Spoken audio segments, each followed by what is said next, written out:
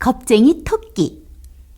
탈무드에는 겁쟁이와 망설이는 자에겐 모든 것이 불가능하게 보이기 때문에 불가능하다 라는 말이 있어요. 이번에는 겁쟁이 토끼 얘기를 들어보세요. 숲속에 겁이 많은 토끼들이 모여 살고 있었습니다. 어느 날 한 토끼가 말했어요. 얘들아, 우리 공터에 놀러 가자. 그러자 다른 토끼들이 눈을 동그랗게 뜨고 말했죠. 그러다가 사나운 동물이라도 만나면 어쩌려고? 맞아, 생각만 해도 너무 무서워. 토끼들은 자기들끼리 이야기하다 말고 몸을 벌벌 떨었습니다. 그때 어디선가 바스락거리는 소리가 들렸어요. 사자가 나타났나 봐. 어서 도망치자. 토끼들이 풀숲으로 허겁지겁 숨자 바위 뒤에서 작은 다람쥐 한 마리가 쪼르르 달려나왔어요. 그리고 쏜살같이 나무 위로 사라졌죠. 그때서야 안심을 한 토끼들은 풀숲에서 나왔어요. 얘들아, 이렇게 가슴 조이며 겁쟁이로 사느니 차라리 죽는 게 어떨까? 그게 좋겠어. 조그만 소리에도 놀라니 하루라도 마음 편할 날이 없잖아. 그래, 죽어버리자. 이 겁쟁이 토끼들은 가까운 곳에 있는 호수에서 죽기로 결정했답니다. 마침내 토끼들은 호숫가로 깡총깡총 뛰어갔어요. 그러자 호숫가에서 놀고 있던 개구리들이 화들짝 놀라며 물속으로 뛰어들었어요. 아이고, 개구리 살려! 큰일 났다. 어서 도망가자. 개굴. 앞을 다투어 물속으로 도망친 개구리들은 아주 꽁꽁 숨어버렸어요. 이 모습을 본 토끼들은 어리둥절하여 걸음을 멈추었죠. 우리보다 더 겁쟁이도 있잖아. 얘들아, 우리를 보고 달아나는 개구리도 있는데 우리가 죽을 필요는 없지 않니? 맞아, 다시 숲속으로 돌아가서 용기를 갖고 살자. 개구리 덕분에 용기를 얻은 토끼들은 씩씩하게 집으로 돌아왔어요. 그리고 그 후부터 용기를 잃지 않고 열심히 살았답니다.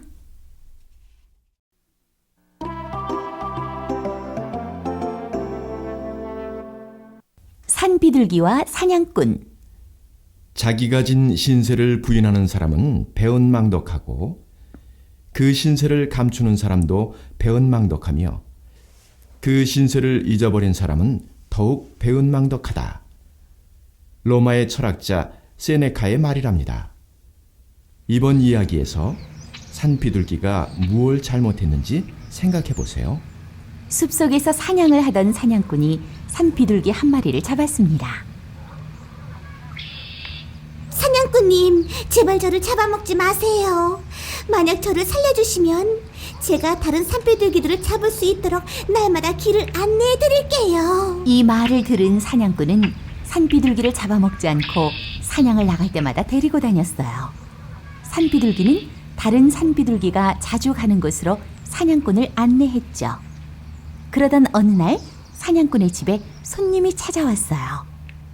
이를 어쩌나 집에 먹을 것이 떨어져서 대접할 것이 하나도 없네. 고민을 하던 사냥꾼은 하는 수 없이 산비둘기를 잡기로 마음먹었죠. 미안하구나. 귀한 손님이 찾아왔으니 너라도 대접할 수밖에 없구나. 뭐라고요? 어떻게 나에게 이럴 수 있죠? 산비둘기는 세 장에 갇힌 채 구슬프게 울었습니다.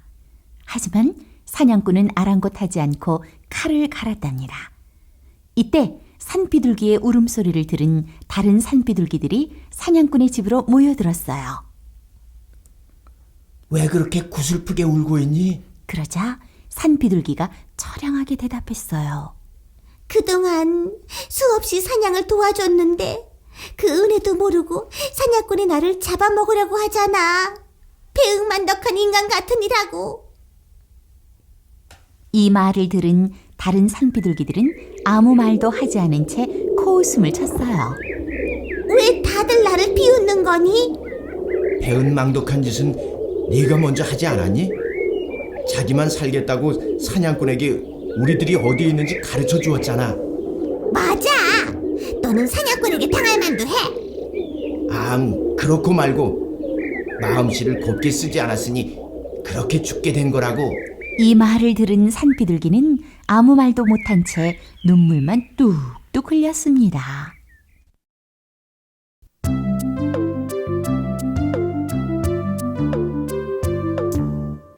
고양이 목에 방울 달기.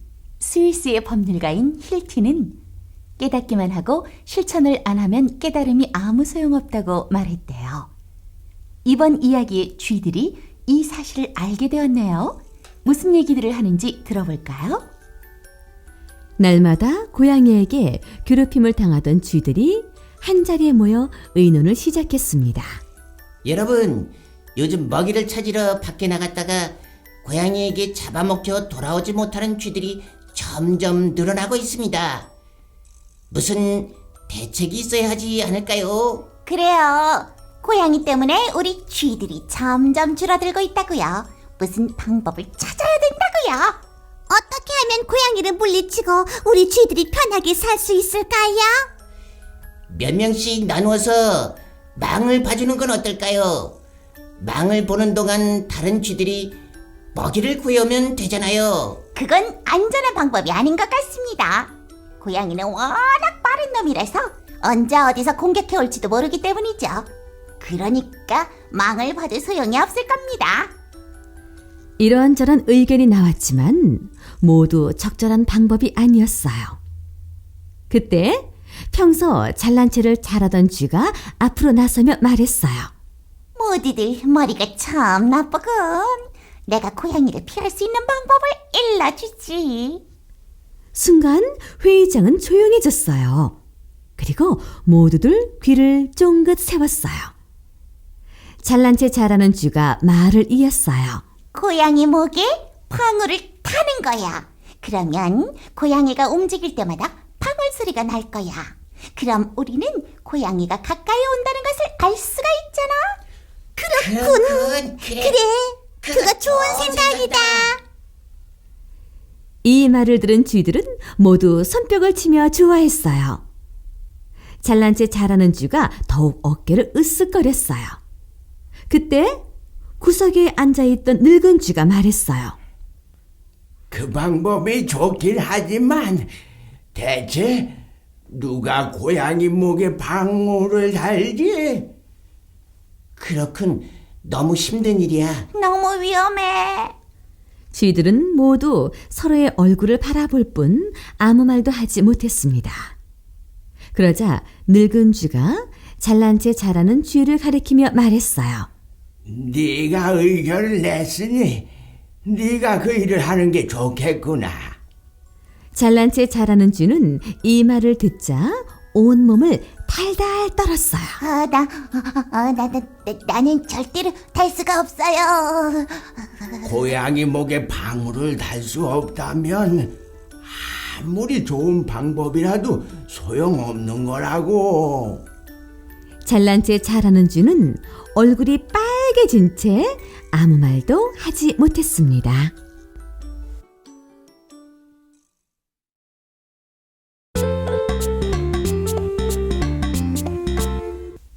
게으른 개구리. 다정하게 지내는 개구리 두 마리가 있었어요. 둘은 어릴 때부터 함께 놀고 함께 공부하며 친하게 지냈답니다. 한 마리는 큰 길가 물웅덩이에 살고 있었고 다른 한 마리는 길에서 멀리 떨어진 연못에 살고 있었어요. 어느 날 연못에 사는 개구리가 길가 물웅덩이에 사는 개구리를 찾아왔어요. 누구세요? 나야. 어서 와. 내가 좋아하는 요리를 하고 기다리고 있었어. 물웅덩이에 사는 개구리는 친구를 반갑게 맞아주었어요. 둘은 맛있는 음식을 먹으며 시간 가는 줄 모르고 재미있게 이야기를 나누었어요.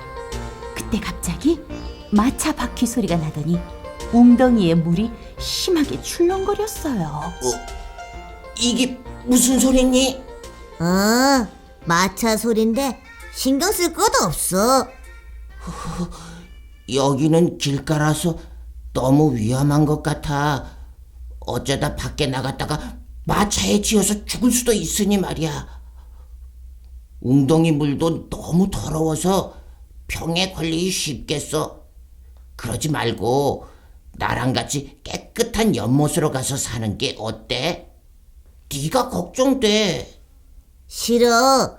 나는 그냥 여기서 살 거야. 이제까지 살던 곳을 버리고 낯선 곳으로 이사를 간다는 건 너무 귀찮은 일이야. 귀찮은 건 잠시지만 이사를 가지 않으면 너는 날마다 마음을 졸이며 살게 될 거야. 그러니 나와 함께 가자. 연못에 사는 개구리는 다시 한번 열심히 친구를 설득해 보았어요. 그러나 소용없는 일이었어요. 결국 연못에 사는 개구리는 혼자 연못으로 돌아와야 했답니다. 며칠 후 친구가 잘 지내고 있는지 모르겠네. 연못에 사는 개구리는 갑자기 물웅덩이에 사는 개구리의 안부가 궁금해졌어요. 그래서 허겁지겁 물웅덩이로 가보았어요. 이봐, 친구. 도대체 어디에 있는 거야? 연못에 사는 개구리는 웅덩이 안을 이리저리 둘러보며 소리쳤어요. 그때 물웅덩이 옆을 지나가던 청개구리가 말했어요. 이 웅덩이에 살던 개구리는 얼마 전 지나가는 마차에 치여 죽었다네. 뭐라고요? 내 말을 듣지 않더니 결국... 연못에 사는 개구리는 친구를 잃은 슬픔에 눈물을 흘렸습니다.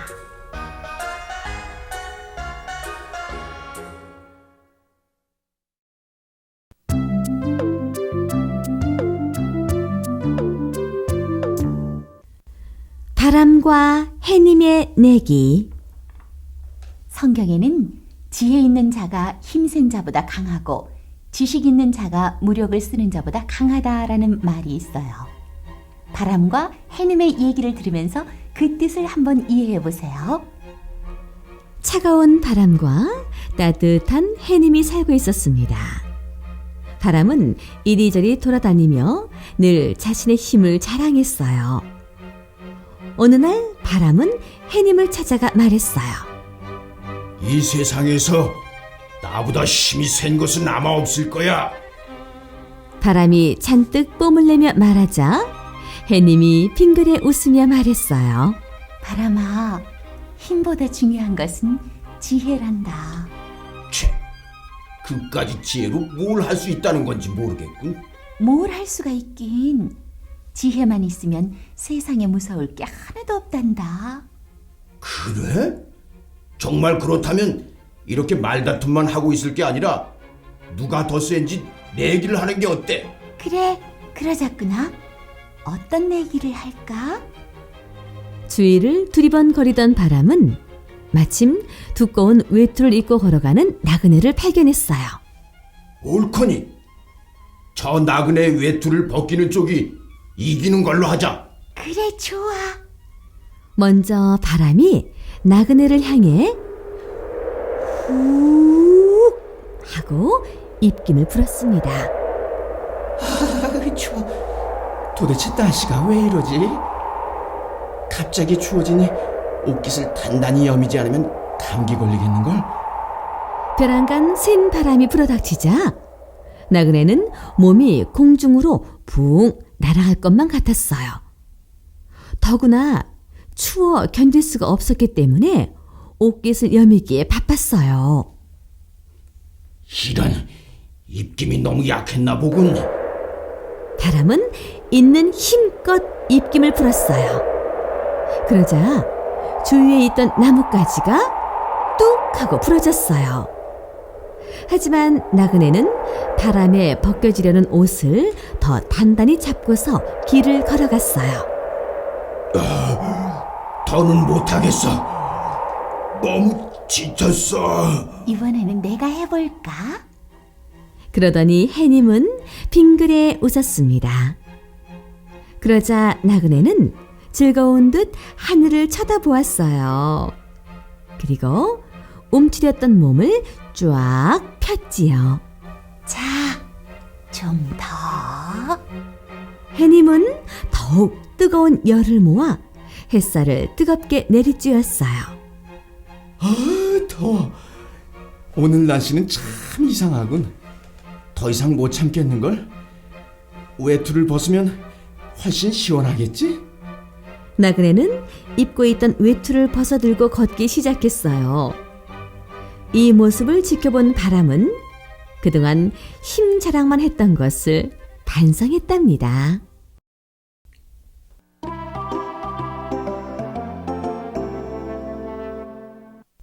욕심쟁이 개. 로마 시인인 포블리우스 오비디우스 나소는 이웃집 밭의 곡식은 나달이 훨씬 더 굵은 것 같고 남의 집 암소는 훨씬 더 살쪄 보이는 법이다. 이러한 사람일수록 자기 집 암소나 곡식을 가꿀 줄 모른다고 말했어요. 다른 사람의 것을 욕심내지 말라는 뜻이지요. 그런데 이번 이야기 속의 개는 조금 걱정스럽네요. 욕심 많은 개 한 마리가 있었습니다. 어느 날 욕심쟁이 개는 작은 강아지가 고기 덩어리를 물고 지나가는 것을 보았어요. 맛있겠는걸? 그래, 저 녀석에게서 고기 덩어리를 빼앗아야겠다. 욕심쟁이 개는 군침을 흘리며 슬금슬금 강아지 곁으로 다가갔어요. 쾅쾅! 그 고기 덩어리를 내놓지 않으면 너를 쾅 물어버리겠다. 작은 강아지는 너무도 무서워 고기 덩어리를 놓고 멀리 달아났어요. 아무도 주지 말고 혼자만 먹어야지. 고기 덩어리를 입에 물고 걷던 욕심쟁이 개는 냇물 위에 놓인 다리를 건너게 되었어요. 그러다가 우연히 다리 아래에 냇물을 보았는데 거기에도 개 한 마리가 있었어요. 아니, 저 녀석도 고기를 물고 있잖아. 저 녀석이 물고 있는 고기가 훨씬 크고 맛있어 보이는걸? 맞아. 저 녀석도 내가 겁을 주면 순순히 고기 덩어리를 내놓을 거야. 이렇게 생각한 욕심쟁이 개는 다리 아래에 있는 개를 향해 큰 소리로 지저댔어요. 康康康! 나에게 혼나고 싶지 않으면 그 고기를 어서 내놓아라! 그때였어요. 욕심쟁이 개가 입에 물고 있던 고기 덩어리가 그만 물속에 풍덩 빠져버렸어요. 내 고기!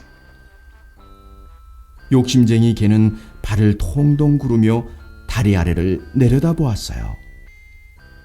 그런데 어찌된 일인지 다리 아래에 개가 물고 있던 고기 덩어리도 어디론가 사라졌는지 보이지 않았어요.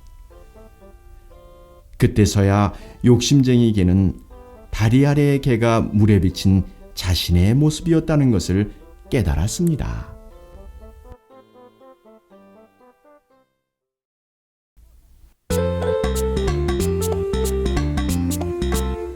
염소 2마리. 들판에서 염소 한 마리가 풀을 뜯고 있었습니다. 풀을 뜯어 먹으며 한 걸음씩 가다 보니 깊은 계곡이 나왔어요.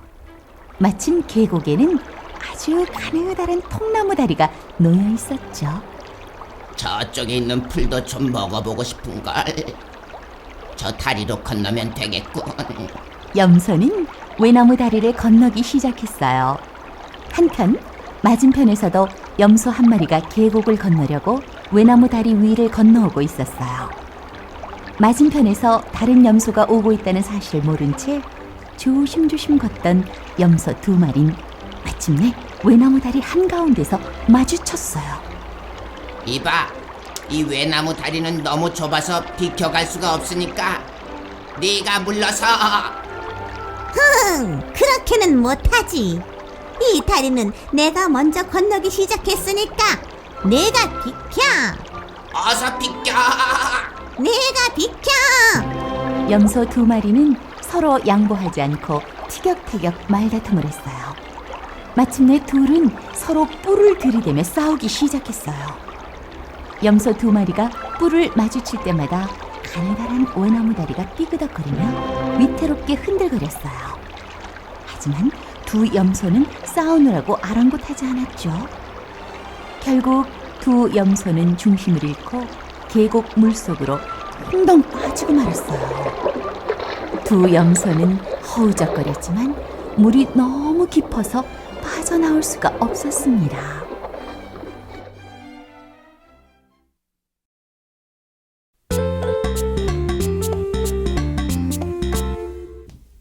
개미와 비둘기.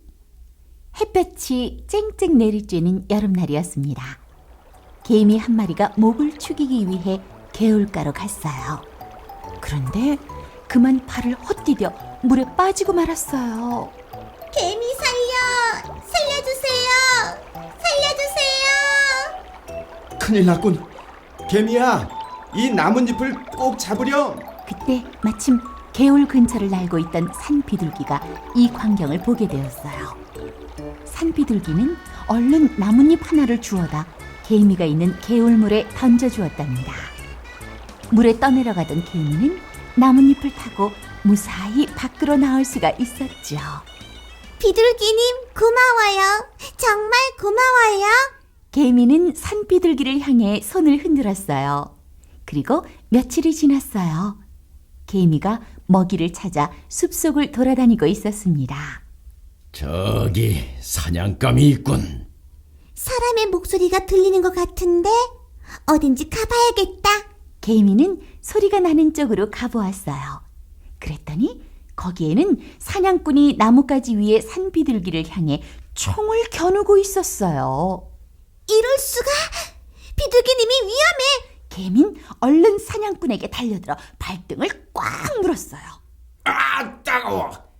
이 개미 때문에 총알이 엉뚱한 곳으로 날아가 버렸잖아. 비둘기님 어서 도망치세요. 개미가 소리치자 놀란 산비둘기는 얼른 나무 위로 날아올랐어요. 그리고 개미에게 말했죠. 개미님, 구해줘서 고마워요. 아니에요. 저도 비둘기님의 은혜를 입었는거려. 개미와 비둘기는 빙그레 웃으며 인사를 나누었답니다.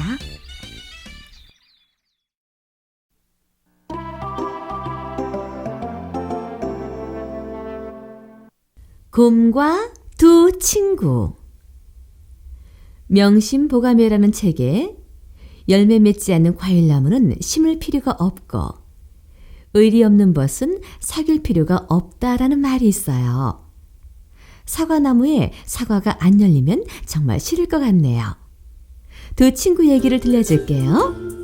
이 두 친구에게는 의리가 있는지 생각해 보세요. 어느 마을에 절친한 친구 사이인 두 사람이 살고 있었어요.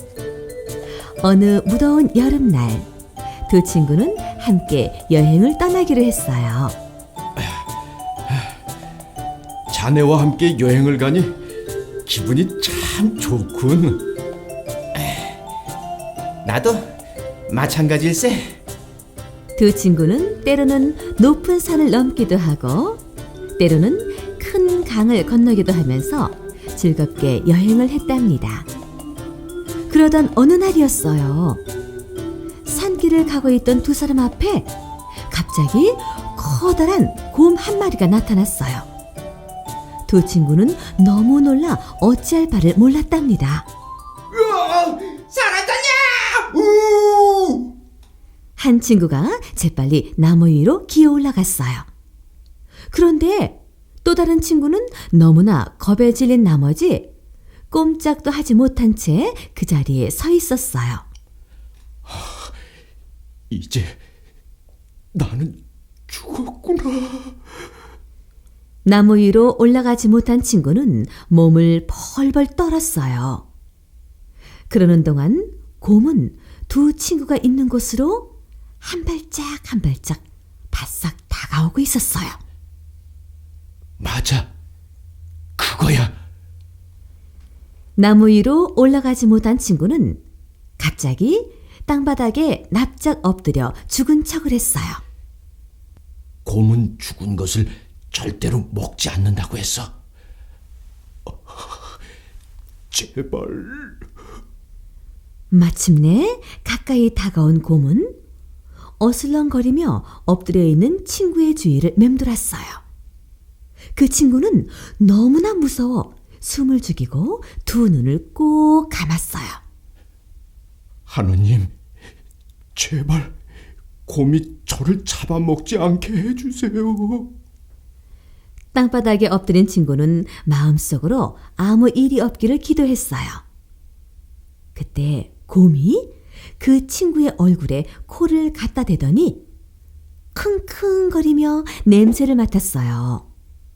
그러더니 조금 있다가 돌아서서 왔던 길을 되돌아가 버렸어요. 이제야 살았군. 땅바닥에 엎드려 있던 친구는 벌떡 일어서며 안도의 숨을 내쉬었어요. 이때 나무 위로 올라가 있던 친구가 얼른 내려와 물었어요.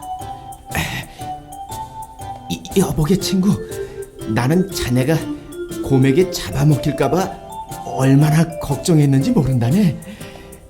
정말 다행이야. 그건 그렇고 그 곰이 자네한테 뭐라고 말하는 것 같은데? 아, 그 곰 말인가?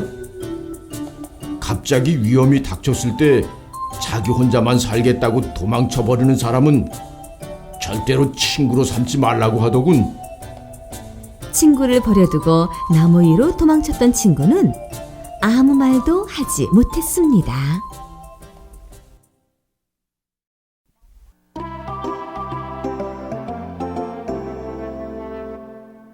나무와 도끼. 진정한 지혜는 모든 것에 대한 지식이 아니라 살아가는데 가장 필요한 지식과 불필요한 지식과 알 필요가 없는 지식을 구별하는 것입니다. 곧 필요한 지식이란 훌륭하게 살아가는 방법이 무엇인가 아는 것입니다. 라고 러시아의 소설가인 톨스토이가 말했습니다. 진정한 지혜가 있으면 참 좋겠죠? 깊은 숲 속에 많은 나무들이 살고 있었습니다.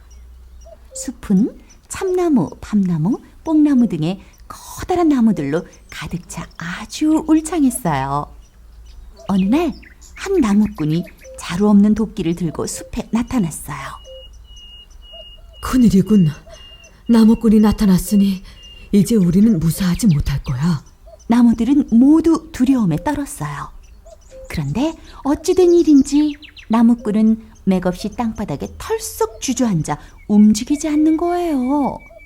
나무꾼이 한참 동안 아무 말 없이 앉아있자 궁금해진 참나무가 입을 열었죠. 나무꾼님, 왜 그러고 계세요? 무슨 일이 있나요? 도끼를 새로 샀는데 자루가 없어져서 이렇게 구하러 왔단다. 그런데 왜 그렇게 앉아만 계시는 건가요? 무슨 나무로 도끼 자루를 만들어야 좋을지 생각 중이었단다. 혹시 도끼 자루로 어떤 나무가 좋은지 알고 있니? 글쎄요. 그리고 참나무는 곧 숲속의 나무들과 한참 동안 수근수근 의논을 했어요. 나무꾼은 무슨 일이 있어도 우리들 중 하나를 베어서 도끼 자루를 만들 거야. 이렇게 당하고 있을 수만은 없지 않겠니? 참나무 말이 맞아. 무슨 좋은 수가 없을까? 얘들아, 우리가 나무꾼에게 일러주자. 도끼 자루에는 밤나무가 최고라고 말이야. 그러면 우리 모두는 무사할 수 있잖아. 그래요. 참나무는 밤나무를 미워하고 있었답니다. 평소 밤나무와 사이가 좋지 않았던 참나무는 밤나무가 듣지 못하도록 이렇게 작은 목소리로 속삭였어요. 그리고 마침내 나무들은 참나무 의견에 따르기로 했죠.